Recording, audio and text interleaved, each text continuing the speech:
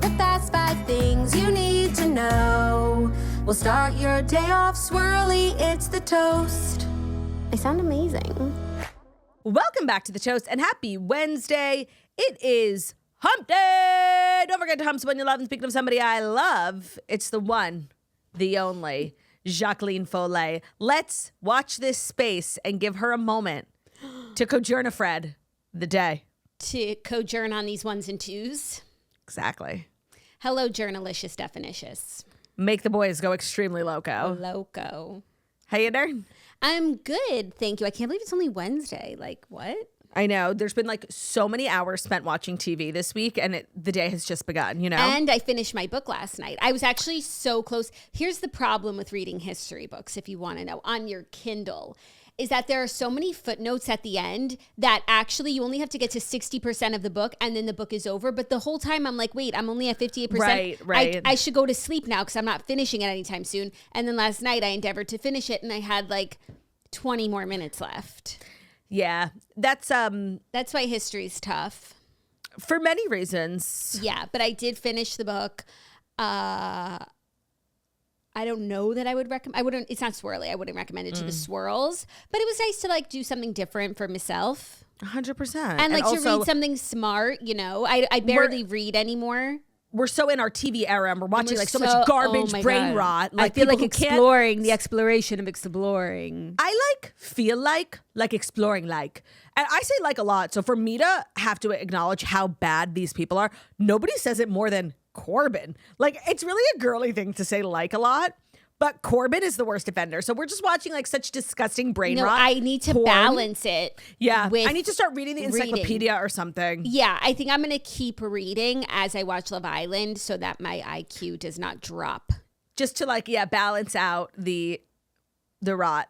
Yeah. So Summer House last night, we had our bonus episode, which I feel like I'm very much in my accountability era. Happy to say I was wrong about, because it wasn't, sometimes they do like secrets revealed and they're just like milking something. No, this was very much, I thought it was going to be like footage that just like was not left on the cutting room floor. And it's like, well, it was on the floor for a reason. Leave it there.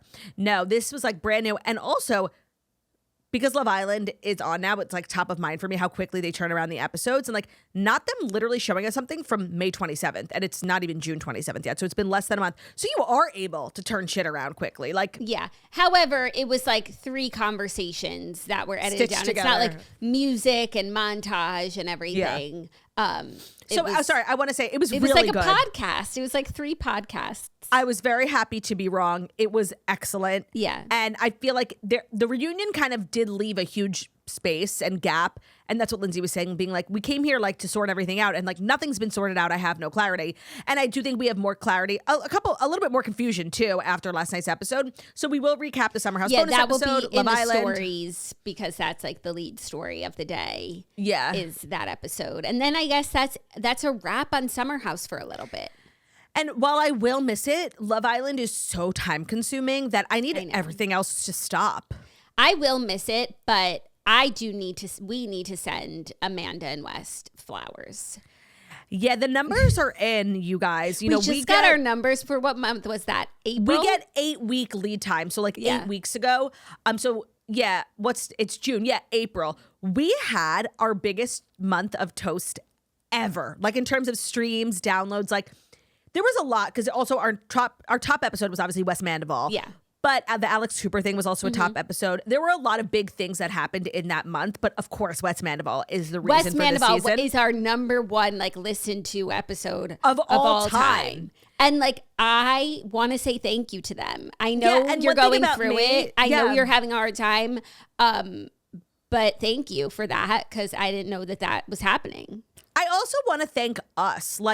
To be almost 9 years in the game and just have your biggest month ever, that's a fucking slay. Sorry. And yeah, I know a lot of it was Amanda Batula on her back, but it was us too. Yeah, and you could have chosen to listen to anyone's recap of it, and you chose ours. And I think we will look back on this time as so many people found us through that. We have that where we the Bachelor Nation scandal when they had to close down production. A lot of people were with us, since then, because they found us through that. So I think Amanda Batula doesn't really realize what she's done for us. And for that, Thanks. Yeah, no, I was like making sure I still follow her because I didn't know if I followed her or not. And I'm like, I wouldn't have like unfollowed her because of this, but I didn't even know if I followed her, and I did. And I'm like, I'm never unfollowing you. Like, you're my queen. Thank you. You're literally my queen. Like, keep doing what you're doing. Keep being crazy. Thank you so much. Wes too, but like really Amanda, because like it's her like he was always just like hated, you know? Yeah. Like, he's hated more than ever, but like it hurts my heart and my brain to think about like what happened to her. She also acknowledged it for the first time ever on last night's episode, where she was like, I literally threw my whole life away for a feeling. Yeah. We're like, yeah, you did. No, it actually like hurts me to think about. But now she's back with him. It's kind of like, you know when someone has like Alzheimer's or dementia and they like temporarily come back and they're like, oh, Sarah, they recognize their own children and stuff.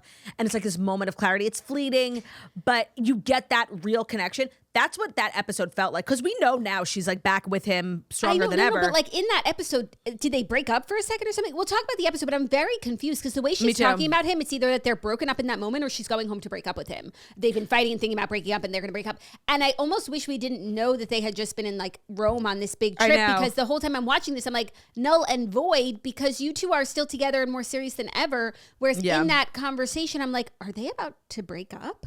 Yeah. So we'll discuss Love Island. We actually have a lot of stories today. You guys will talk about Jelly Roll and Bunnie. Oh, that actually is really crazy. We'll talk about Trash Island, new name for the show with these trash bags. I hate them all. I know. It's real, but like we're doing this to ourselves. I saw a funny comment Jackie, that was like, I saw it too. That was like, I feel like the only people who are watching Love Island are the people who feel like on podcasts who feel like they have to talk about Love Island, but they hate Love Island, but they can't not watch because they feel like we want them to watch, but we all like hate it and we're not watching. But also that's not, I see like all the TikToks of like fans being like, this season sucks, but like we're all watching it. No, and also I was feeling the other week like, nobody's watching Love Island. I feel like we are the only ones watching. And then I saw that their like first episode had the highest streaming of like any show on. I'm like, okay, not everybody. A lot of people are watching. It's also the number one thing on Peacock. And I feel like everyone's on Peacock right now because that's where the World Cup is. So I think they're getting like a real global audience.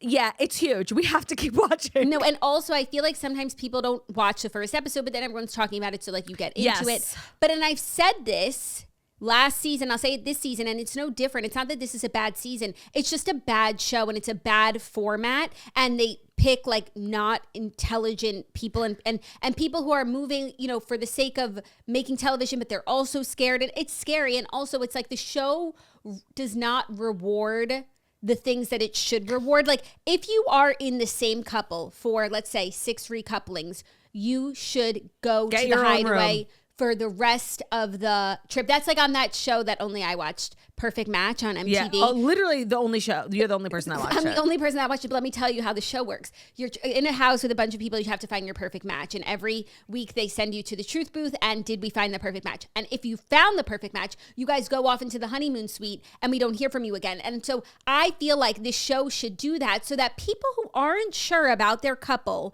but are playing it safe are sort of forced to come out of it because you don't want to go into retirement over there, but you would do it if you found the love of your life. Yeah, I think that the show actually is a good format. I think that there's a couple of key elements they need to work on. Yeah, that does reward good behavior.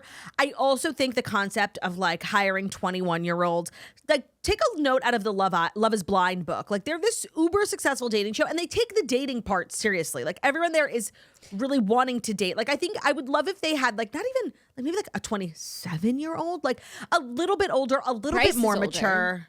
And you know what? It shows. That's my king right there. It does. But also like I think they're more interested in like the pornography that they're shooting versus the love aspect of the show. And that's where they lose me. Like I choose love over porn. Always. Yeah. And I think back to like last season when like the girls like eliminated Hannah and Charlie or whatever, like because, and they had the worst reasons. They were like, well, Hannah's already explored, so she should go home. We're like, this person hasn't explored, so they should say. And it's like, you guys are making shit up. Meanwhile, like Ciara and Nick, you should go. You should go to the honeymoon suite because you're boring now and you're in love and you're happy and great. You did what you came here to do. You still have the opportunity to win the show, but it would keep people on their their toes more instead of being so complacent. And like, it rewards people to stay in unhappy couples because you get to stay on the show as long as you're in a couple. And that is an issue with the show because someone like Kenzie, who's like taking chances, she's also risking a lot because she could be left with nothing, but she's keeping the show moving.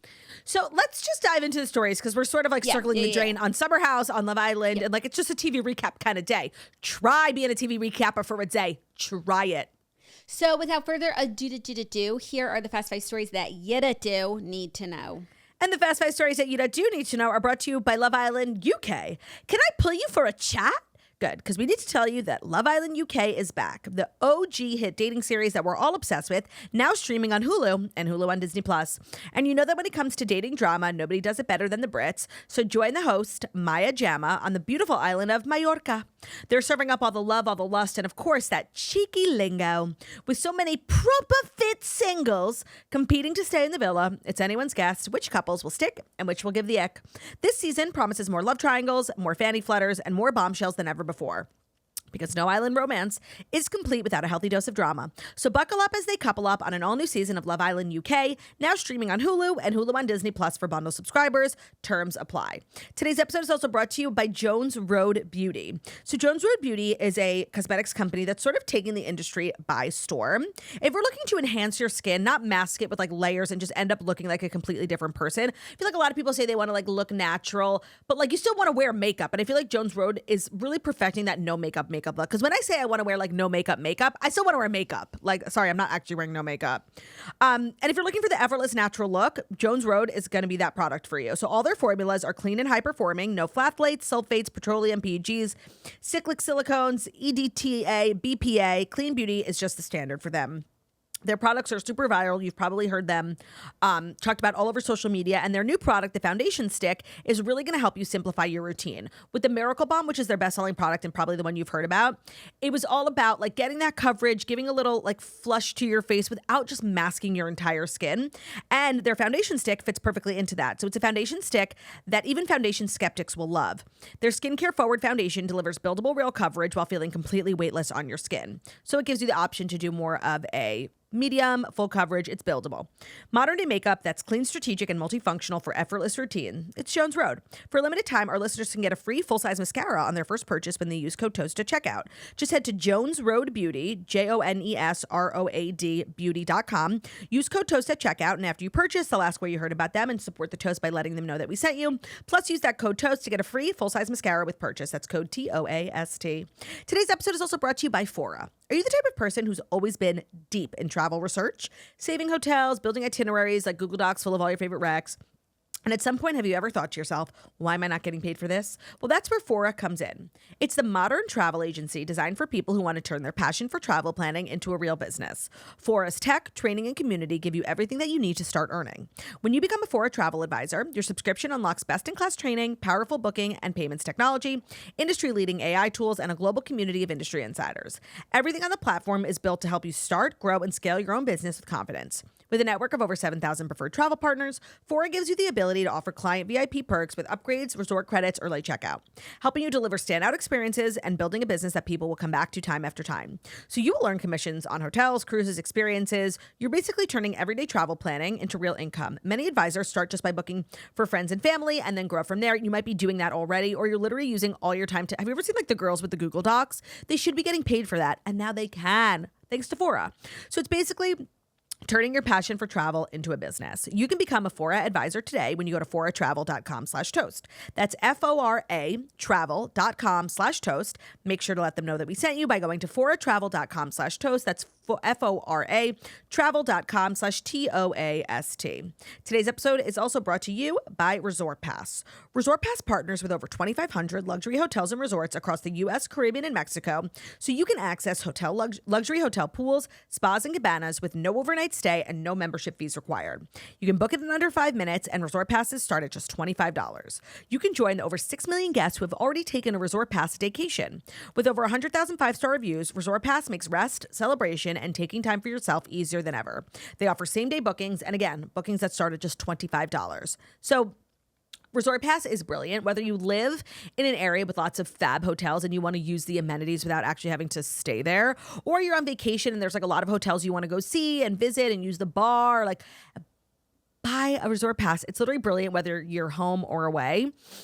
They're so easy to book. It's such a great way to spend a weekend, like obviously being in Florida and like with the kids. It's so fun to like go to water slides and splash pads at hotels. Like I don't want to pack up all my shit.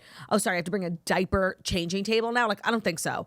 It's so easy. It's so fun. Like normalize having an amazing day at a hotel and then sleeping in your own bed. I'm sorry. That's a dream day in my opinion. Visit resortpass.com/toast. Use our code TOAST at checkout for $20 off your first booking of $100 or more. That's resortpass.com/TOAST. Our code is TOAST, TOAST, for $20 off. Resort Pass. Make the day yours. Thank you, Turt. What can I say? Okay, first story. Inside Summer House, the aftermath. So Summer House, the aftermath aired last night, and it was 3 conversations between 6 cast members. We had Amanda chatting with Lindsay at Lindsay's apartment, then Wes and Kyle chatting at Kyle and Amanda's former apartment, and then Ciara and Miha. So I saw Lindsay. I feel like she's getting flack because she was pretty empathetic. And it was kind of, is that yeah, the I saw her temperature? I saw her being on Threads, of course. Honestly, Summer House is going to be the thing to get me to download Threads. She was like, this part got cut out, but I told Amanda that like, if you can't act with integrity, like you can't be in my life. Cause I think maybe she's getting flack for just being like a friendly shoulder. And it was kind of refreshing. I feel like Amanda was finally telling us stuff because she wasn't being berated. And she said that was like her trauma response in her relationship with Kyle. Like when she's getting yelled at, she just shuts down. Like so I think that's what we saw at the reunion. So the fact that like there was somebody there who wasn't just like out to get her and like prove her, like turn everything she said.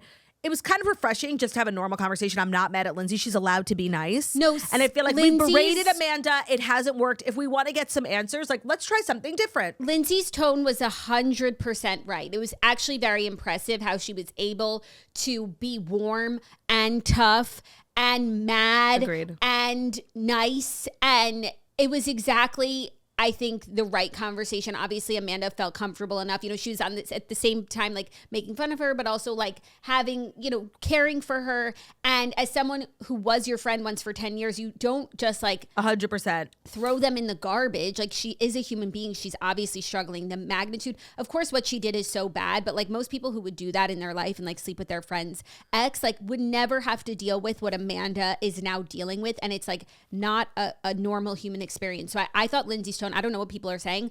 I couldn't have written it better myself.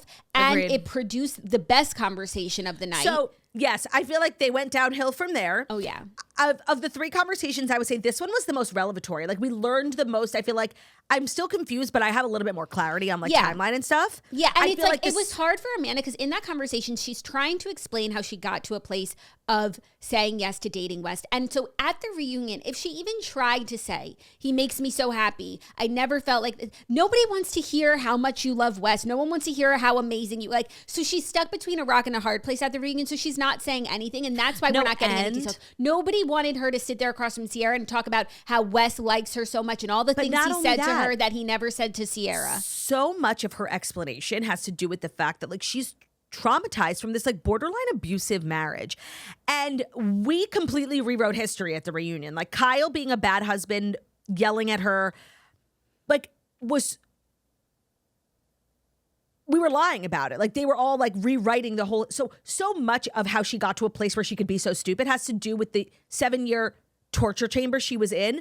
And the reunion was not a welcoming place to discuss that. Like it was an inconvenient truth to the rest of the castmates. Yes, but also like if she sat there and said like to Ciara's face, her of course, feelings about Wes, all the things that Wes has said to her that like Ciara would have only dreamed that he ever said to her, like that would have been insane. Rubbing it Awful. in. It would have been rubbing it in her face. So she could say nothing. So this was a much better forum for her to share the details of how we fell in love. So not that we can ever understand it, but we could see how it happened. Get into the mind of someone. So I will say this first conversation was definitely the best one. Like I would say a word to describe it, like revelatory. Like we were learning things. However, the second one was like genuinely frustrating and confusing. Yes. Lindsay and Amanda's conversation though, like really made me feel like Lindsay, like they were about to break up. What happened in that time period? Because they are so not broken up. It would have been... the whole conversation feels pointless and moot because we know that she does continue to date him, exclusively travel, meet his family. So it's like she felt this way at one point. And this point, that was, I think, May 20th or May 13th. That's a month ago. So great. Glad you felt that way for 10 seconds, but you don't feel that way anymore. So this is kind of pointless. And I do feel like what Lindsay was saying in the episode and also in her thread tweet is that for as long as Amanda's dating Wes, like, they cannot be friends. If you break up with him and you start to course correct, like, then, you know, maybe we could find a path to forgiveness, but like, you're still doing the thing.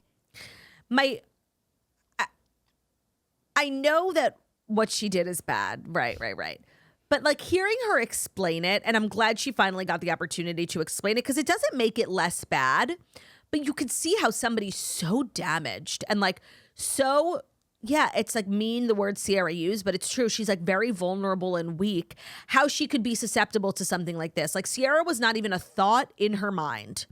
Yeah, I think actually a lot of what she said, I think, exonerated her a little bit. Like how when she was still married to Kyle, up until the day she separated from Kyle, Wes would always invite her around. I think he invites a lot of people, and she always said no. And she always said no. And then after Kyle, she's sitting in her apartment like so depressed, and someone invites her to watch a game here or there, and she goes because she should be going to stuff, and Wes is her friend.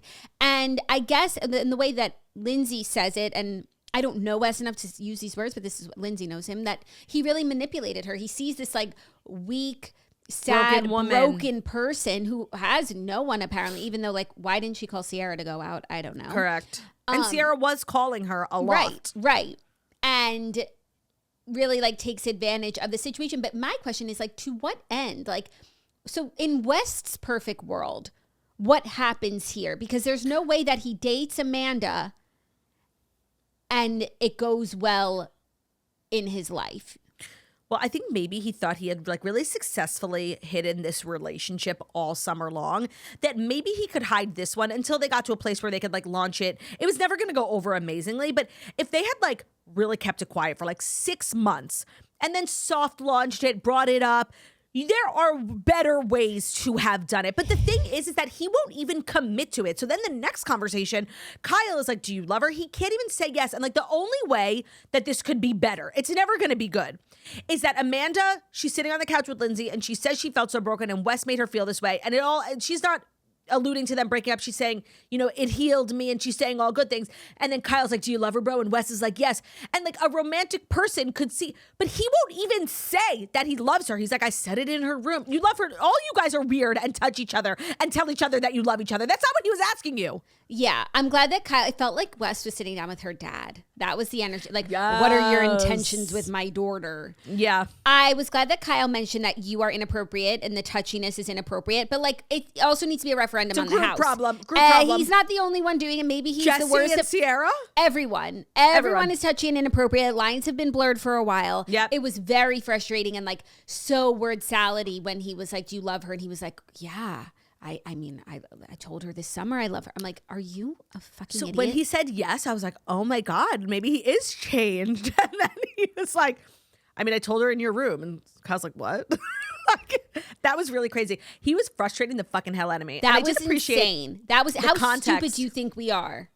I did appreciate the context of who asked who for the conversation, who wanted to film it.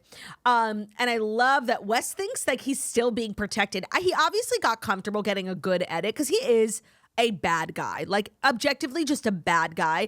And he's gotten this like darling fun boy edit. So I think he still thinks he has that layer of protection because he's like, you know, and I mean, we'll cut this, but I didn't want. And it's like, well, we're not cutting it, actually. I love that. Yeah. Yeah. And then they flash back to like the times that Miha came up. You guys. So then we transitioned to the third conversation, which was definitely the low point of the episode. And I feel like this, like, you know, revenge, becoming best friends with the girl behavior is so beneath Ciara. Like, the whole conversation was so beneath Ciara. And like, I don't know whose decision it was for like Ciara's role in that episode to be the conversation with Miha, but that gave nothing. It gave if they wanted to bring in the big guns, like have Ciara sit down with Paige. Yeah. That's what the people want to see. Or Hannah Burner. Yes. Oh my God. Wait. Literally, yes. Yeah. That conversation was actually like, actually less than nothing. I found it to be It very negated negative. some of the goodwill. It negated. It was very much like losery behavior, the way that they were talking, like, and Giggling also, over mimosas. and Miha coming on the show actually made me think of the situation, like, in a worse way for Miha. Like, up until the reunion, I thought, like, okay, he has a secret girlfriend. She thinks that she's his girlfriend, and, like, you know, she's heartbroken, whatever. And then listening to her talk on the couch, how she, like, willingly was a doormat and, like, doesn't ask for anything, and just, of course he's gonna walk all over you. You laid on the ground like a doormat. Yeah. It was not a good moment for women, if I'm being honest. Like, and even her sitting there, like, she's clearly hung up on him. Like, he's like, I mean, she's like, I mean, and he and I, we have to talk mostly over the phone now because of her. Like, it was just corny as hell. The more we hear and see from Miha, like, the more I think it, like, it starts, like, vindicate West. Like, Well, no, because let me tell you why. One, we needed to hear from her because when they kept bringing her up, I'm like, who cares that he was like hooking up with this girl? But the timeline, the only thing we actually got a lot of timeline on during the reunion was the fact that he had a full-blown girlfriend the entire summer. Like, that's actually crazy. It really speaks to his demonic character. Like, that's insane. Like, you're going on a single guy show. You have a fucking girlfriend that you're keeping secret. But also, let us not forget, she wasn't there his is a girlfriend. No, he keeps saying, I let her think we were exclusive. Like, sorry, what's the difference between exclusive and having a girlfriend? I hate that sort of semantics. Course. No, but, like, he says, and I still need clarity on this, because he says, like, she thought we were exclusive, and it's like, well, why did she just assume you're exclusive? No, Like, she I think doesn't because see he you with other told people. her, and he just couldn't say what he was trying to say to Kyle, is that he was cheating on her. That's the word we're looking for. She thought we were exclusive, and, like, I was not good about that. Oh, so I was not good about that. Cheated. Like, he couldn't say the word. So yes, you had a girlfriend you were exclusive with, and you cheated on her. Like, these words are not being said. He's so manipulative with, like, his confusing language. Well, because he never used those words when he was with her. He probably never said exclusive. He probably that day was like, I'm not, you know, with seeing other people, because, like, that day he hadn't seen another person. But, like, you know, he just, so at the time he probably never said, like, we are in an exclusive relationship. He probably never said relationship, never said girlfriend. And so he thinks that those things, like, make him Vindicate a good guy him. when he goes out and cheats on her. But no, it's like, it's not even about the cheating. You're a bad guy because you won't have that conversation with her. And so he's wrong for all of that. But, like, there needs to be just, like, a small conversation had about the woman who willingly was, like, kept in the dark, setting up furniture for the man who went on the TV show pretending he didn't have a girlfriend. Meanwhile, they do a montage of all the pictures. Not one of those pictures is outside of a bed. He won't even take you outside. He won't even take you to see the sun. Like, that's insane. So it's like, we're supposed to be standing this queen, and it's like, Ciara, get away from her. Like, it was such a bad look for everyone, and I just thought it was so beneath Ciara. Like, Ciara's so elevated now, and the whole thing is, like, you're so hung up on this guy, Ciara, and he's a loser, and you're better than him, you're prettier than him, you're smarter than him. And it's like, here she is still being, like, giddy over, like, oh, he's taking him down and, like, talking it's like, trash girl, go about to him. Fiji. Like, you're a star now. Get out of here. Yeah, no. It was bad. The episode got worse as the conversations went on. It was bad, and I really, like, the less we hear about the situation, the more we can imagine, like, how bad it was. And then also when he cheated on Miha with Amanda, like, to me that just again, like, proves the feelings that he had for Amanda. He wouldn't get serious with Miha because I don't think he, like, liked me when he said to Kyle, and finally a fucking honest moment when he was like, she asked me to go home with her for Christmas, and I said I don't think that we're there yet, but, you know, that's me trying to say, like, I don't like you enough to do those things. And he won't actually say that, but you'll string girls along, and that's why he's a dick, because he'll take everything from them without giving them anything, and without even giving them, like, the full honesty, and just letting them. But then there are girls who accept that. Right, there are girls who accept that, and letting them wonder. So that's clearly what was happening between the two of them. It's not like he was so worried about filming, or he just didn't like her enough to become truly official. Because there's step no out reason with he her, couldn't have brought a girlfriend to the house. Why couldn't she go to the house, be a new castmate? No, especially when Ben halfway through the season brought a girlfriend. He could have been like, oh, I'm allowed to do that? Great, and done it. Me too. Yeah. But no, then he Amanda hooked up with becomes that single. other girl. Then Amanda becomes single, and he goes and cheats on Miha with her because he likes her more, and now he's staying with her. Right. And so this is like the first time, as far as we know, that he's acknowledged someone, like, publicly as his relationship. Mm-hmm. And as far as we know, hasn't cheated on her? I think we would know if he cheated on. As far as we know, hasn't cheated on her since the statement. Because people will be like, he cheated on you in March. And I think March was very fuzzy for them. Mm-hmm. Since the statement, I think it's been the two of them. And I think if he cheated on her, the world would know. Because, like, seriously, everyone is all eyes on them. And so, yes, coming on the heels of like him being fired, it's like, well, yeah, he's the pot star, but he gives nothing. Amanda finally gave something last night. And you know what? I was like, you know what? I kind of want to see her on In the City. And call me crazy, but she looked better. She looked a little bit lighter and happier. And like it wasn't as sad to see her, like someone so depressed. So I feel like there's a future for her. But if she's with him, I don't know how. Yeah. Yeah. They should have had Hannah Burner. Like, that's seriously the best call. Yeah, because that conversation, I feel like Ciara's like, you know, the main star, like victim in this whole situation. Even I know people also Kyle, and I agree, Kyle, because it's the best friend. But like, really, it's about like Ciara, who's like so betrayed and so hurt, and just such a good fucking friend to Amanda. Because Ciara doesn't have one allegation against her. She was never a bad friend, never a bad girlfriend. partner. She gave everything to Wes. She gave everything to Amanda. She gave everything to the show. Like, Kyle's borderline abusive to his wife. So now coming here and being like, I care about Amanda. It's like, why didn't you care about her for 10 years? Right. Enough to stop yelling at her. Right. And so for Ciara's conversation to be so low. Yeah. And like not empowering, not uplifting. I think she would have been better off not in it. Yeah. I thought it was weenie, the whole thing. The whole thing was weenie. And it was surprising. Still give the vibe that she's hung up on him. And also, we could have had Ciara and Mia. Yeah, sure. Love Mia. Yeah. Like anyone else. And do you think Mia's going to be on the show now? Oh, God. I really hope not. Like, is that the show we're getting? Probably. Like, why would it? She's just like everyone else. Like, yeah. And they're bringing her into the show. Like, she's mic'd up and everything. She got a large chunk at the reunion. Yeah. I hope not. Yeah. Like, she's there to, like, she shows that, like, Wes is not who he said he was. He lied to the audience for a long time. But, like, as far as, like, her, you know, and I just want to say, that's a worthwhile role. It really speaks to... We thought he was just like a fuckboy. No, that's like an actual bad person. Like that, her role is important for that. But like, okay, thank you. Yeah, they are using her though also to like sort of drive a wedge between like West and Amanda. And I'm like, no. Like the day Amanda like looked at him and was like, okay, like he ran from He ran. Yeah, it's true. So yeah, I'm glad to know like West is even worse than we thought he was. It's true. I had a moment watching him sit on the couch, and I think it really sunk in for me. Like, it's, you know what it really is? It's the smallest man who ever lived, where it's like, you should literally be in jail. Like, the shit you do is so, like, legit evil. Yeah, but you won't serve time. You'll slide into inboxes and slip through the vines, bars, whatever the word is. Yeah. No, that conversation was infuriating to watch. I don't know how all these girls can be in a relationship with him and he can't speak. True. So...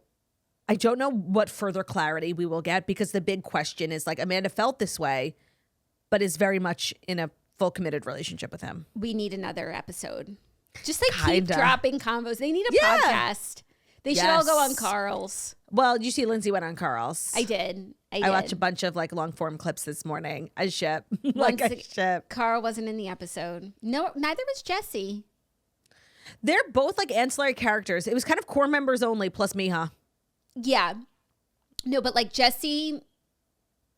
Well, Jesse and West, I think, are like fully on the outs because, you know, he released his timeline last week. Like, I don't think that they're. Yeah, of course. No, as Jesse should be. Like, I think also, one, he was lied to by his best friend, and then he's realizing like his best friend's like not.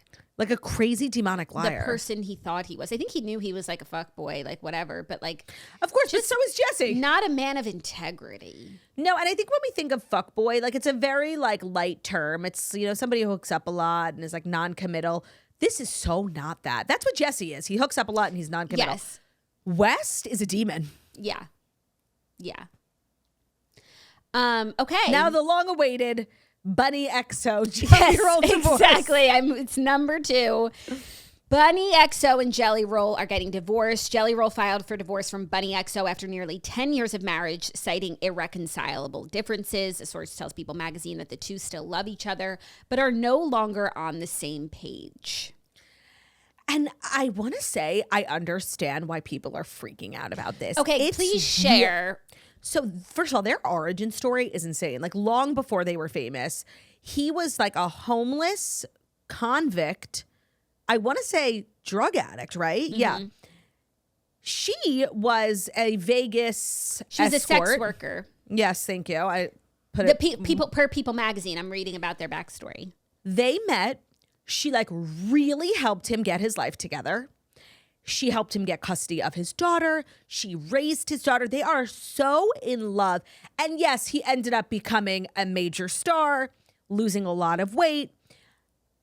She's a major star too. She has a huge podcast. She has a huge podcast.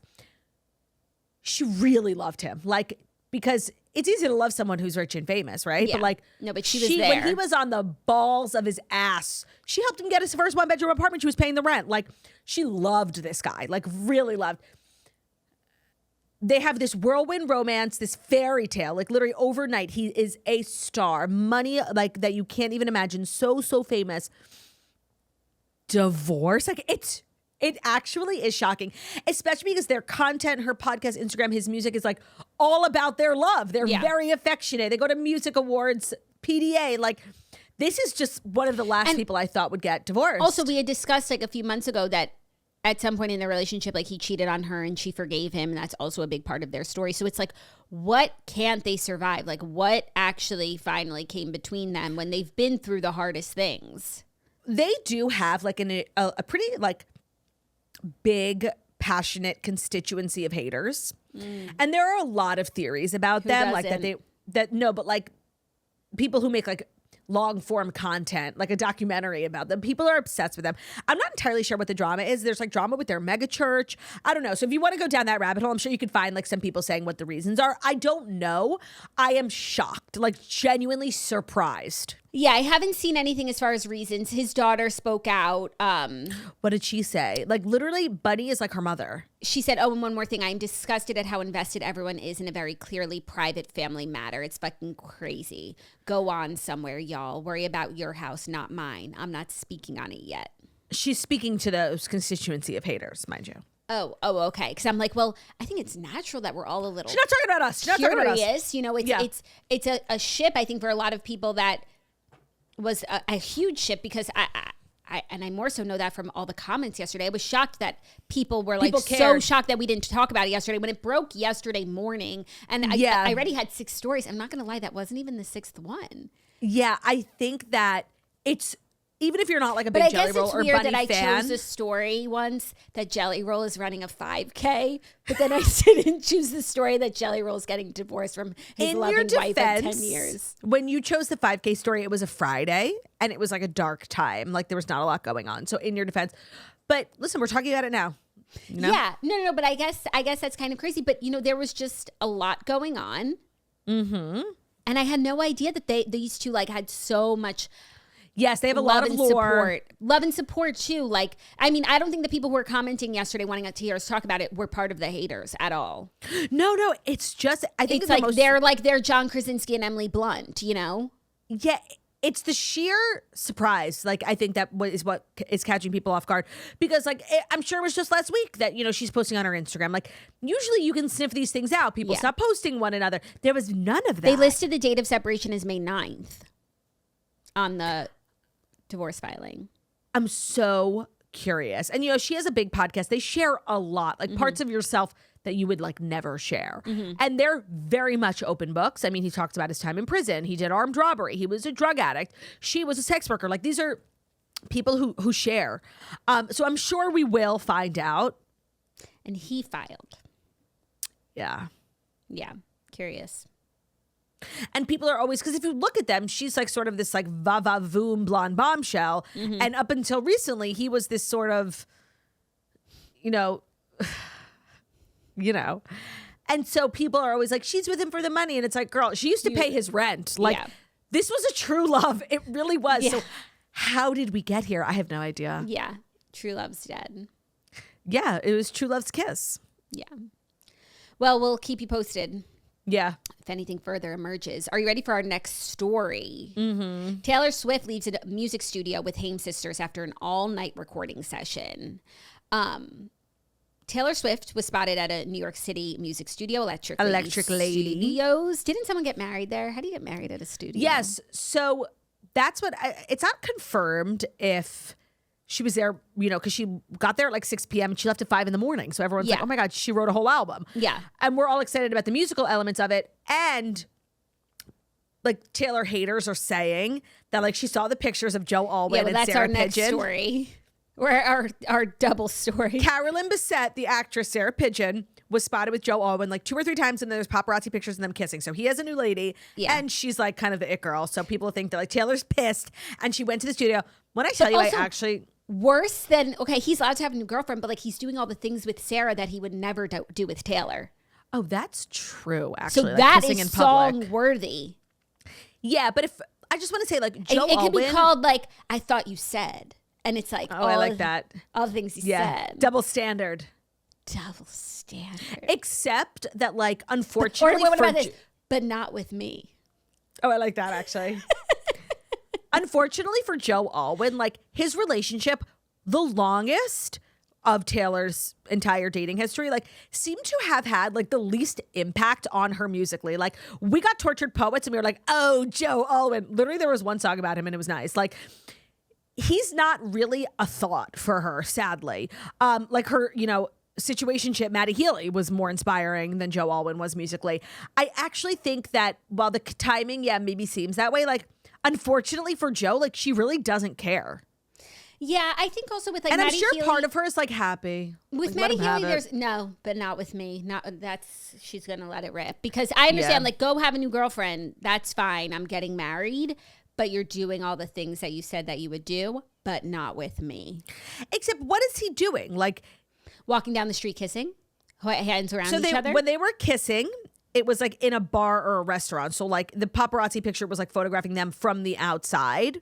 Claudia, in 6 years of a relationship, we never got these photos that we got in 3 days. Yeah, because like he can't go anywhere with Taylor. I'm sure he thought they're in Brooklyn. Like she walks down the street, Taylor. She doesn't. She with a team around him behind her. She does not walk down the street. She goes from the car to the curb. Right, but like she walks there, but he wouldn't even walk to the curb with her. Well, he wouldn't walk to the curb with her. That's true. But like these were like photographed moments. I genuinely think that these photos are like were taken completely without consent. Like I don't think he knew the paparazzi was there. Of course. Like with Taylor, you can't ignore it. It's like hordes of people. Not saying that he's right. He was so wrong for that. Like, and he made her life so miserable. Like the difference in her now versus her then. Like her music. Seriously, some of the music is so fucking depressing. It's like, girl, you're a billionaire and you're skinny and blonde. Like, why are you upset? Like, go have fun. Now the music reflects like the skinny billionaire blonde that she is. Yeah. So yeah, he was like life ruining in a lot of ways. I'm certainly not taking his side. But this is not the same as dating Taylor. It's just not. I just and feel I don't think she was writing about him. I'm sorry because even dating Taylor, look at Travis and Taylor. Look at everything we get about them. Of course, and they're big, they're larger than life, and we get moments from them all the time, and they don't care. But Joe Alwyn cares. Yeah, it was him. So it was it's him. doable, even if they're not going to walk down the street to go grab a slice with Taylor, but like you can be spotted in your relationship with Taylor. Travis and Taylor do it all the time, and they're having a great time. And it's made her life so much better. It's so funny. We used to like argue, and I would always like say like Joe Alwyn's like a sweetie heart pants, and you're like, no, he's not. He's not. He's the devil. And now I'm like, he's the devil, and you're like, well, no. I think that like what if he has no haters, I passed away. I give my best to Romeo. Like I hate him, but him going on a date and being photographed is not the same as like him not wanting to walk red carpets and like do things like with Taylor. You know, Taylor and Travis do things that are not red carpets. Yeah, of course, because that's how it should have been. Yeah. Oh, that's how it always should have been. Like even if he didn't want to do red carpets, like Timothy and Kylie don't do red carpets, and we get Timothy and Kylie. Also to say, I actually don't think she went to the studio like having anything to do with Sarah Pidgeon. Like I think that either A, there was an event of some sorts because they have a lot of parties at Electric Lady. The same way she like goes to Zero Bond. Staying out till 5 a.m. is like not something Taylor does party wise. It's probably something she does. Like I was up in the studio writing music all night, not like I was out drinking all night. So hopefully, and also her outfit, she was wearing jeans. She looked really cute. It was very Midnight's coded. It's more of an outfit you write music in than like party. I agree. In. The like Haim sisters jeans. are also wearing jeans, flats, and sweaters. And she's wearing jeans and like a collared sweater. So yeah, I don't think it was a party because if it was, she wouldn't have been out so late, especially like weeks before the wedding. Right. But I think like maybe the inspiration took over and she's writing bops, maybe about a wedding album, maybe, or like she is writing, but not with me, or she's writing her love songs for Travis. I really refuse to believe like she's being taken out of her bridal bubble to write a song about Joe Alwyn, for real. She's had 2 boyfriends since him, like No, dead ass. But every feeling she has since she's a girl, like she gets down on paper and like. No, I'm saying I don't even think she has those feelings. I think she's getting married her whole life. This is like the most romantic, whimsical, fairy tale obsessed girl. I'm telling you, she's not thinking about Joe Alwyn right now. She's writing like a. She might be like writing an original song for her wedding, like much like Jessie James Decker. Oh, an original song for her wedding. Who do you think's going to perform at her wedding? Ed Sheeran. Oh, I didn't think about it. Like, do you think she'll have someone sing her down the aisle? Like Stevie Nicks, for sure. No, I don't know. We talked about this the other week. Like, performers just don't do it for me. I know, but like, if you're Taylor Swift, you have like a regular old wedding band. Yeah, a DJ. There's nothing more fun than that. I agree, and there's so many good ones. Manhattan has like the best I guess bands. if I'm Taylor Swift, I could have anyone perform at my wedding. And think of who she's like friends with. Well, I guess I would want like whatever my first song is going to be. I would want that live. So, well, I guess also we have to consider Travis's taste in music too. I think maybe we'll have a Morgan Wallen performance.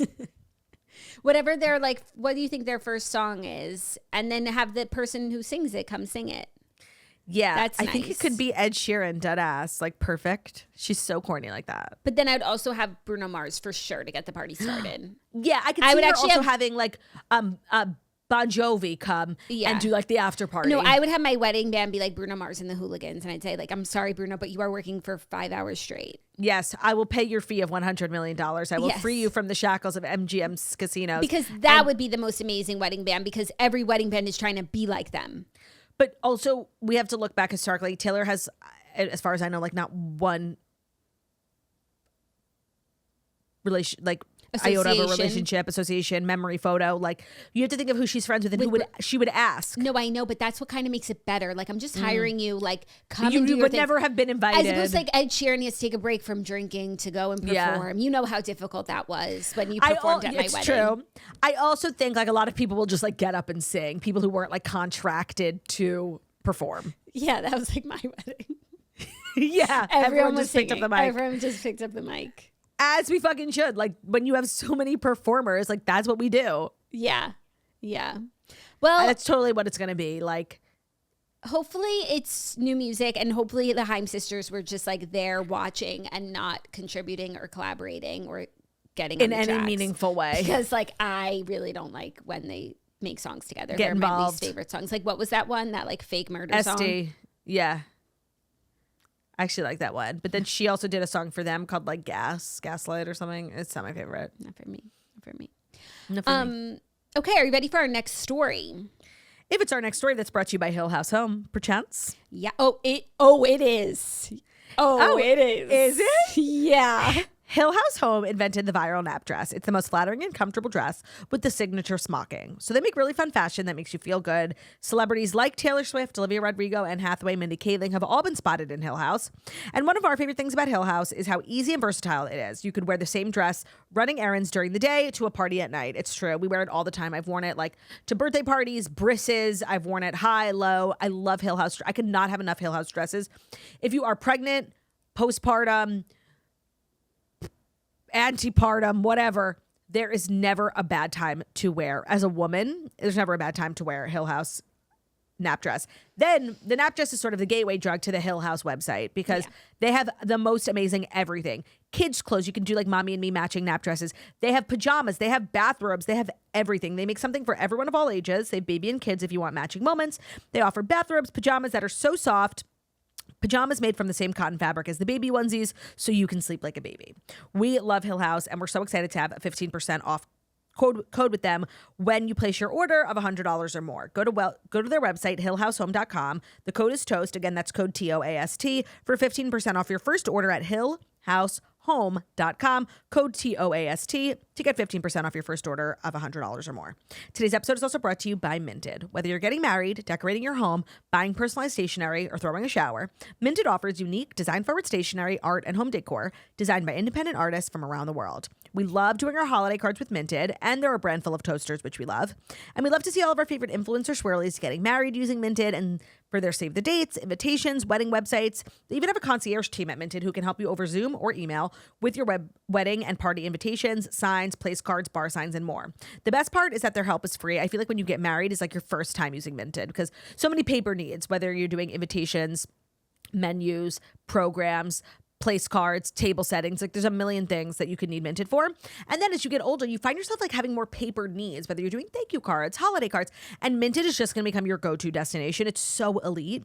They also offer free recipient addressing, which is why I think everyone and their mother does their holiday cards through Minted. You could print all your loved ones' addresses on the envelopes for free. It makes it so easy. And they also just launched their new novelty shapes where you can add designed cutout shapes like shells, palm trees, martini glasses, cowboy boots, and more as a part of your wedding or party invitation suite.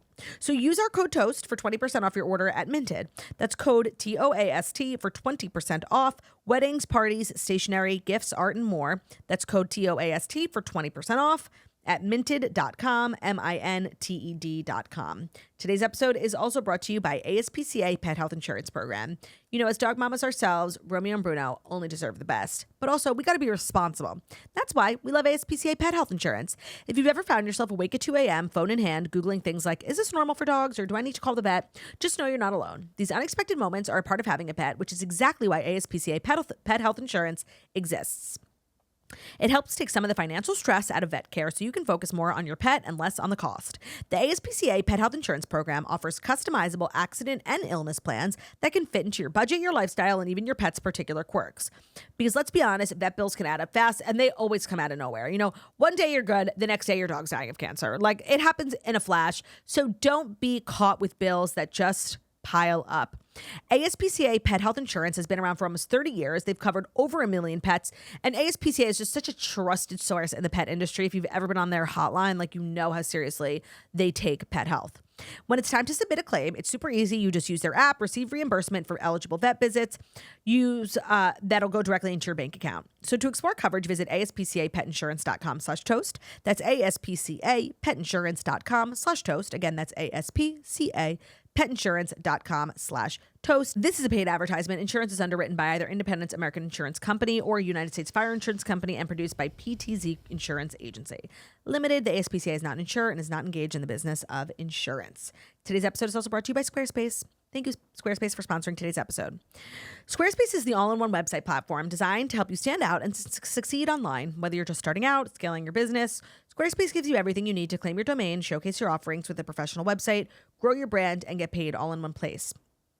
So whether you are just starting out, you want to revamp your website, you work in e-commerce, Squarespace is going to be the place to get it all done. They make it so easy. They offer tons of services, giving you everything that you need to offer services and get paid all in one place. So from consultations to events and experiences, showcase your offerings with a customizable website designed to attract clients and grow your business. Get paid on time with professional on-brand invoices and online payments, plus streamline your workflow with built-in appointment scheduling and email marketing tools. Their collection of cutting-edge design tools, anyone can build a beautiful website, professional online presence that fits perfectly into your brand or your business. Start with the Blueprint AI, which is Squarespace's AI-enhanced design partner, or choose from a library of professionally designed and award-winning website templates. No matter where you start, your website is flexible to what you need with intuitive drag-and-drop editing, beautiful styling options, unrivaled visual design effects, on-brand AI content, and more ways to list what you offer.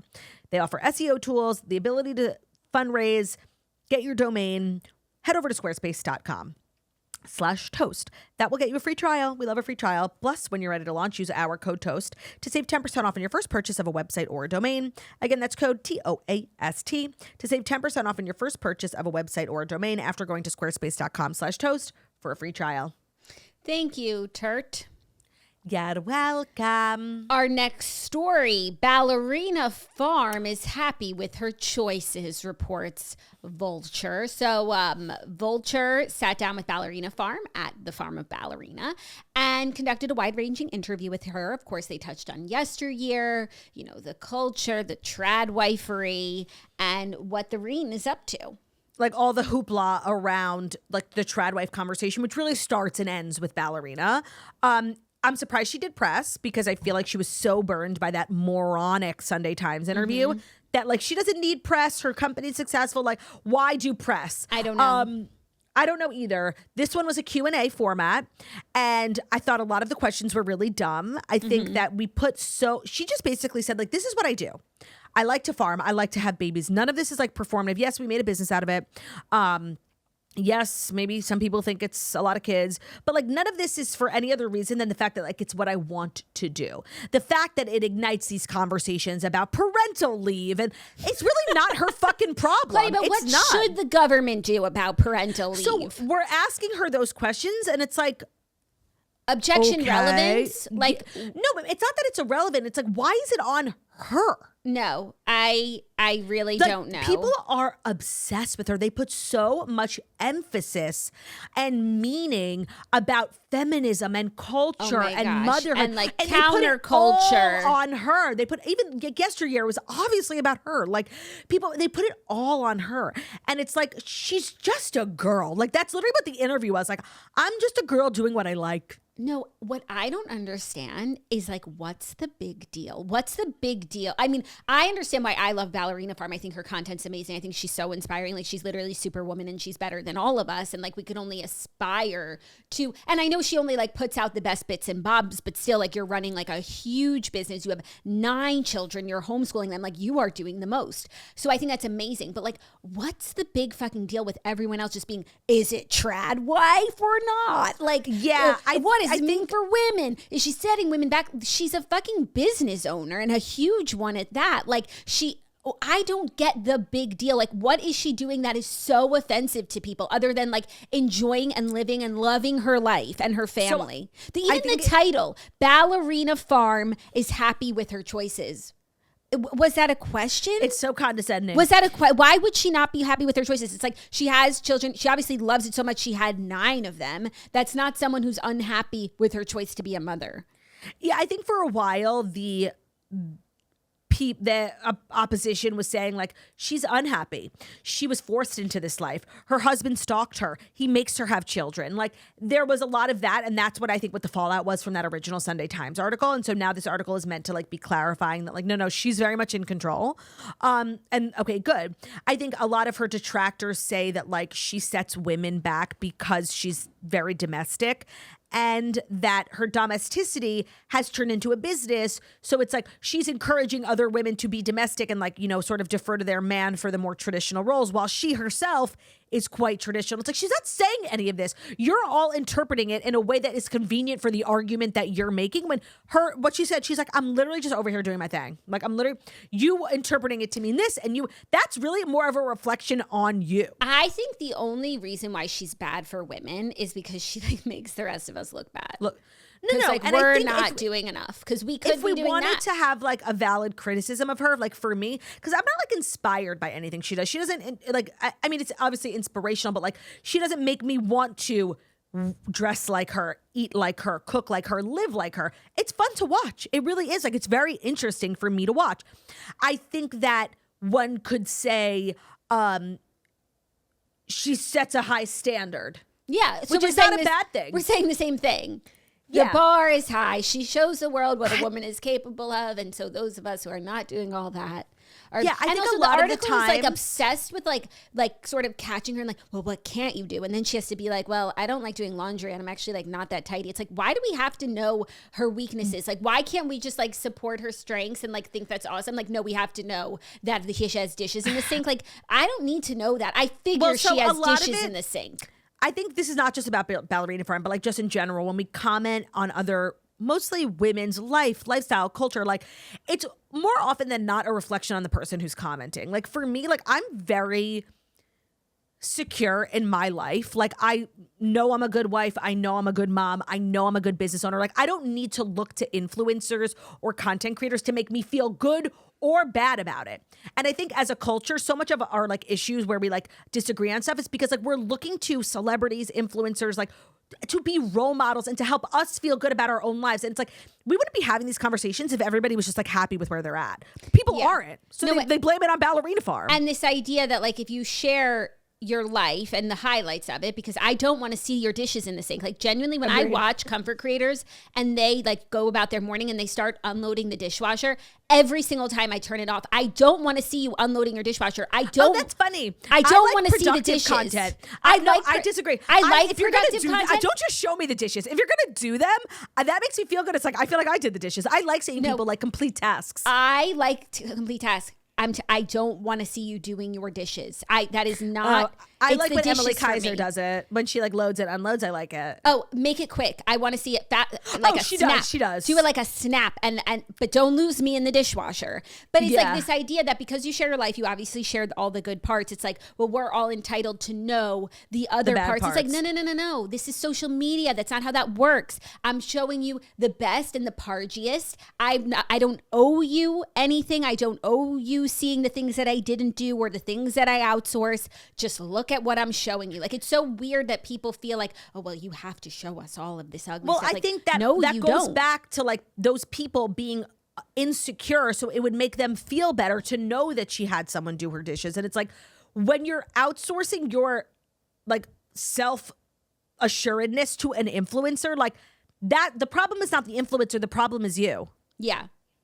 That's how I feel also about like beauty standards. Like, it's how I feel about like so much internet culture, actually. Like when we have these big conversations that it's always like we're blaming women for not showing enough and sharing too much and getting plastic surgery or not getting plastic surgery. Well, it's like, well, if you were just happy with yourself, like you wouldn't have a problem with what Khloe Kardashian's doing. No.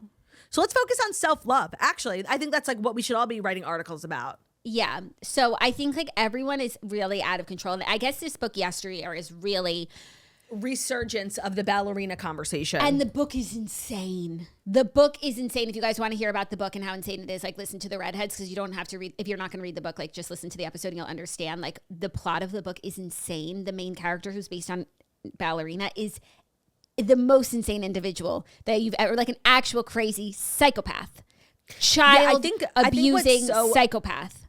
What's so upsetting to people about Ballerina Farm is like she really walks the walk and talks the talk. Like, you go, she doesn't have a TV. She doesn't, like, if you went to her house, and she did, she let that reporter into her house. Question, like secret lives, and you are really like dominating pop culture right now. Like, what do you think? She doesn't even know what pop culture is. Like, she's like, I don't watch TV, so I'm not really the one to ask about pop culture. So that's the frustrating part. I think people are really looking for, gotcha. Look, she has a media room. Like, but let me tell you, if she did, I wouldn't care. Yeah, but that's because you are happy in your own life. I know. And I'm like, sound of mind. I just like, there's nothing, like, she makes nice content. She makes actually great products. She's helping people get nice food, showing them how to present to their families. I have her starter. My starter. And I just want to say I have none of her products, and I get them in PR and I give them away. Like, I'm not her target consumer. I just don't care. Like, normalize, like, just like, I know when you're like an internet person, like the job is to like get people to comment, but like seriously, people get so deranged when it comes to her, and it's because she's the real deal. Yeah. But even if she wasn't, even if what she's showing us is just what she's showing us, and there's all this other shit behind the scenes, I don't care. Yeah. But also, like, I do believe, but not that it would matter, I do believe that, like, that's who she is. She just puts up the phone and films. Of course, she, like, edits it and puts on nice lighting and then leaves her dishes for someone else to clean up. Like, duh. She has 9 kids. Yes, normalize using discernment on social media and not, like, you know, demanding the most highest level of transparency. Why don't you just use your fucking brain? Yeah. Yeah. I'm shocked that she sat for another article. This one was obviously like a little bit friendlier and just sort of lower like stakes. Let her speak her mind. But I wonder why she did it, like what she needs out of it.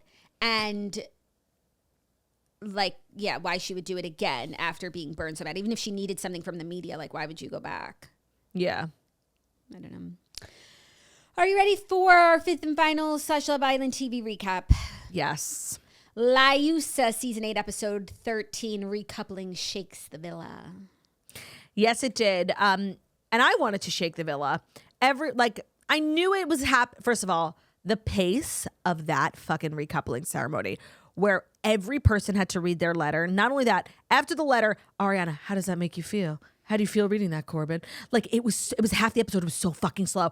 And I was like wanting to zoom through people's reading, but I didn't know if it was going to be important. Like, It was 40. It was so long. Yeah, I didn't fast forward through the readings, but like it was. I only needed the last 3 couples. Of course. And some of them, like, I did want to hear what they had to say to each other. Like, I did want to hear what Zach had to say to Kata, because I feel like sometimes they edit him and he's bad news. Bad. But sometimes I feel like he also gets an edit where they're trying to like create tension between them. So I'm like, what in his own words does he say to her? And honestly, I don't even remember. So the first two couples were Trinity and Bryce. I am obsessed with, but Trinity is a part of like the mean girl group, and it's like it's like kind of one of her flaws. I need her to jump ship. And Gabriel and Jen, I love them. I know I'm not supposed to. I love them so much. They're like it's literally the definition of matching someone's freak. Like they are perfect for one another, and their letters were like actually cute. The whole Portuguese thing, obsessed. They were so cute. They're very obsessed with each other. I think that Kata was shook that her and Zach didn't read their letters first, because it goes in order of like the most obvious answer, because at the end we'll get the drama. So why wouldn't Zach and Kata go first? They just came from the hideaway. I think that like shook her a little bit, that there was any sort of something doubt. to shake her. She's pissing me off. What happened to the girl who came in? She was like so cutting in the beginning. Like she was like very stoic. What happened to her? She's like giddy as hell. She doesn't even realize that the guy across from her doesn't like her. Doesn't like her as much as she likes him. No, and I think he's liking her. He's like the definition of like literally having sex with someone and losing interest. Like he could not be more stereotypical fuckboy. Yeah. And she doesn't even see it happening right before her eyes. Yeah, I need bombshells immediately. Like, of course for Caleb, of course for Soul. I hope Soul and Caleb like fall in love. Well, guys, just to like make sure, we all voted for Caleb and Soul as our favorite couple, right? Like I told you had to. Two people who have not said one word to each other. I told you have to. We all voted for Caleb and Soul. Who did right? Right? Please tell me. We all voted for Caleb and Soul. Who is like the streets voting for? I don't know. By the way, we all voted for Caleb and Soul. You guys, because right? like none of you actually voted for a couple. They all stink. Because actually, Jen and Gabriel are cute, but oh, sorry, I would have also voted for Jen. People don't like them. Because they are freaky. They're difficult to understand. I get it. Like, I might not understand it. Here's one. You voted for Soul and Caleb. Good. And guys, that has like 9,000 likes. Yeah, of course. Like, I need some. I think these people in the villa have no idea how poorly they're being received. So they keep acting like how they think they should. And I need them to find out, like, we don't like them. Yes. The thing is, I wanted to like slap Kenzie, because it's like, girl, Caleb, but I can't be mad at her for how she feels. Like, she hasn't done anything that crazy. And she obviously like should have been honest about the kiss with Corbin, whatever. Like, she got away with her it for not liking who I wanted her to like. I want to see what happens next with her and Corbin. Like, if the feelings are true and deep, or they're just gonna like have sex and then like move on from each other, because I do think they're just horny for each other. But I am going to, she made a choice. I'm glad she had to make a choice, because it was getting really annoying, like her crying over the two of them when both of them just like her and are there. It was time for a recoupling. Yeah, and I'm glad like everybody had agency, because it's like, Corbin, who do you choose if given the choice? But if only Kenzie had to choose, we wouldn't know. I'm glad that everybody had agency to do what they wanted. Same with Melanie, same with Sincere, hold them accountable. Of course, they were always going back to each other. Like, seriously, fuck Sincere. So, yeah, it's clear now that, like, Soul was very much just a pawn in the toxic cycle of Sincere and Melanie. Like, they were always going to choose each other. They needed these ancillary characters like Corbin, but it was very inconvenient because Corbin wasn't into Melanie. Soul was into Sincere, so she was like an effective pawn. Like, they are so toxic. They are awful. They are bad. And Soul was just sort of collateral. And it was genuinely heartbreaking to watch. But she said, I saw it coming. Like, yeah, I'm glad she saw. Oh, she's so smart. Woman's intuition. Yeah, I fucking love her. She looked so good too. I love her. Yeah, and when she saw like Melanie whispering to Kata, Pinky Promise, so stupid. Mean girl. And now I feel bad because like the other side, is weakened. Oh no, Soul didn't go home. I thought she was going home, and I was like, oh, it's only going to be she's like not in a strong couple. But I do hope everyone voted for her. They need to send in a Jalen for Soul. They need to send in someone for Caleb too. Like, what a man. Elevator. No, and also just like so tunnel vision for Kenzie. Mature. He got his heart broken. He really like liked this girl, and he's operating like Jalen. He came in for Kenzie. He did not turn his head. Maybe now, like, they can send someone. Honestly, and he can give them a chance. he sounds like he'd be a good match with Anaya. I don't know if they've said one word to one another. Have you seen this joke on Twitter where it's like someone saw in the background of a random scene that the two of them were talking to each other, and they were like, these two know each other? Yeah, no, it's like they're on different shows, first of all. Yeah. But wait, I ship. Yeah, no, there's like people. I think now production will start to show more of them. So, also, production is telling the contestants what people are saying about them because they're making all these jokes about Corbin being a robot. Rebooting. People think that Zach specifically like got internet access because some Islanders like from past seasons have said if you go to like certain parts of the villa, like that a phone that they give you like will give you internet. And it's possible because Zach is feeding in it's either like, yes, the editors are cutting to more moments like that, but he knows what to say. Yeah, maybe. Or they're telling them like, oh, people love your friendship with Bryce. Play it up. People think Corbin's a robot. Play it up. I think they're telling them sort of these jokes that are happening. When I thought that either Caleb or Sol were going to get eliminated, either one or the other or both, like I was so devastated. And I love how they wrapped it up, just being like love with, you know, honoring that producer who had passed away. Like I felt really good about it. It was a nice way to end their recoupling. And I hope that people come for Caleb and Sol. I really do. Yeah, it was. And I also hope people come to destabilize some of these like fake couples who are staying together and playing it safe. Anaya KC. And also to Zach and Kata. To test Zach. She's not fake, but he needs to be tested. He needs to be tested, and she needs to see that he has a wandering eye. And at this point, like Sincere and Melanie are so perfect for each other. I just hope they can stop taking other people down with them. They want to be toxic. Sure, whatever, have fun. Leave Sol out of it. No, and I hope that we don't like have to hear so many of their conversations because it's like they're not fun to watch. I don't mind. Melanie was being corny as hell. A Sour Patch Cake, yeah.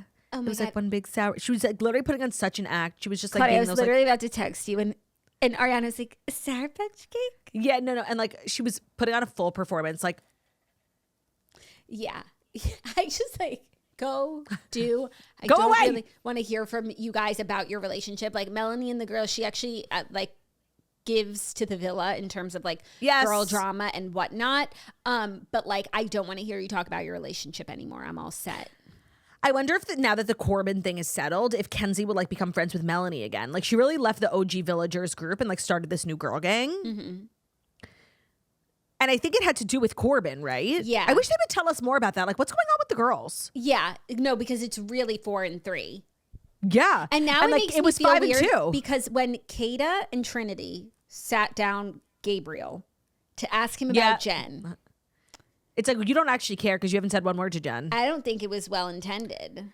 And it's funny, no one is having a better time on this show than Miss Jen. She was a bombshell. She got snatched up immediately by literally the hottest guy in the villa who is obsessed with her. She's made best friends for life with like Sol and Kenzie.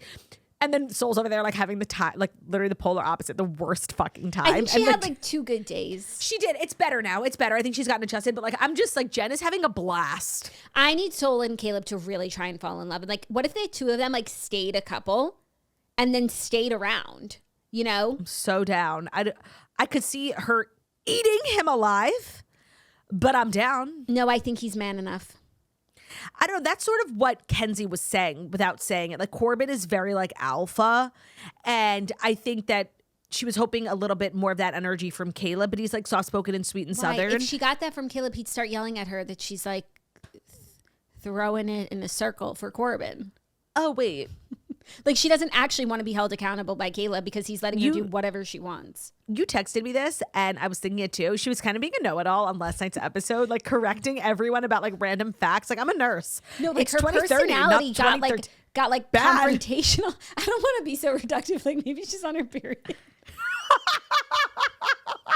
Totally. But she was wearing the tiniest little thong bathing suit with her thighs up in the air. She would never. I know, but like at some point they're gonna go on. Actually, maybe not. Maybe they'll like skip a site. Maybe they're on skip birth the control, right. Skip a period. The While blue they're on pill. Love Island. It's only like 1 period you would have to miss.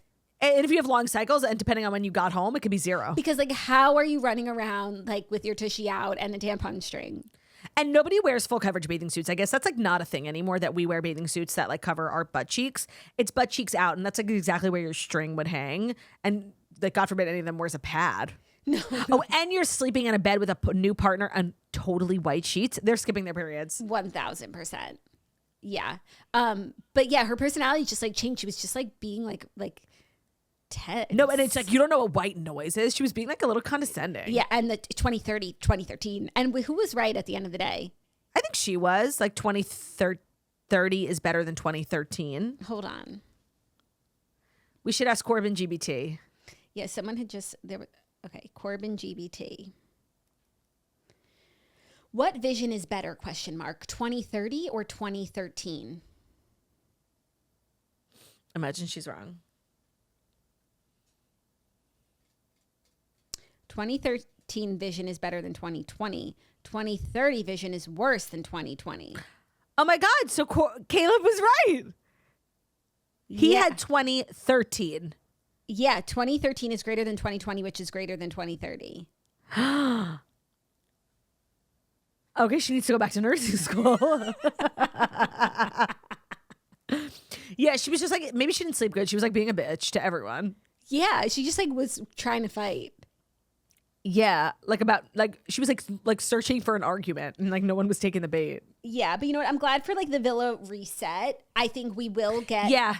Oh, next is gonna be like least popular. So what they're gonna do is you voted for your favorite couple. So the 3 worst least favorite, that's not your least favorite couple because that's just it's a manipulative way. That's just people who got the least amount of votes for most favorite, but that doesn't make them least favorite. So it's gonna be like Zach and Brett. I mean. Trinity and Bryce. You know what I mean? Actually, yeah. They might be people's favorite. It was a good episode for them. They were the first ones to do the letters. The letters were really sweet. I feel like they actually really I was like a doubter, but I actually think they really like each other. Yeah, I think so too. And is he getting better looking? Yes, because he's keeping like his hair back. He's his hair out of his face. Yes. By the way, everybody is getting better looking because in the beginning of the show, I thought I didn't really find like a lot of the cast that attractive, and now everyone's like looking really good. I thought the same thing because Melanie looked insane last night. And I'm like, well, you know what? Everyone looks good with the tan. Yeah. Melanie was always very beautiful. Of course. I think Kenzie's gotten better looking. Me too. I think, everyone has stepped it up. So I think what will happen is the bottom 2 couples of villagers who got the least amount of votes, like they're going to have to eliminate a couple. Love. Like they'll have to turn on each other. Did you think it was weird that Jen wore the same exact outfit that Kenzie had worn like the next day? No, I didn't notice. The necklace and the like boob cheetah print dress. Oh, I didn't notice. No, I saw the necklace, but just because people were talking about the necklace, but I didn't notice the dress. I actually they all wear the clothes so differently. And they all, at some point in the season, like start swapping outfits. Yeah, but I really don't remember. I like that the show, a lot of them have like very distinct personal style. And it's not just like they ordered everything from Revolve. And everyone's like wearing the same basic stuff. Like Trinity and the boots, like and the gloves. How many suitcases did Trinity bring? She has like 8 pairs of the biggest boots I've ever seen. I remember Ciara last season too had just like very interesting personal style. And it's like not basic and it's just fun to watch. It's a fun element of the show. They also all have like amazing bodies. So it's like a cool fashion show. That's your La Usa recap, and that is your episode of Nalafi. Thank you so much for listening to the Tussle Monday Morning Show. We deliver the fast stories you need to know every Monday through Friday on YouTube. So if you're watching us on YouTube, please feel free to subscribe, give this video a thumbs up. We're also available as podcasts where podcasts can be found. So that's Spotify, Apple Podcasts, and YouTube, wherever you listen to podcasts. Find us, so totally leave a 5-star review about a beautiful, stunning, and wickedly talented we are. I hope you guys have an amazing day, and we'll see you tomorrow. Love ya. Bye.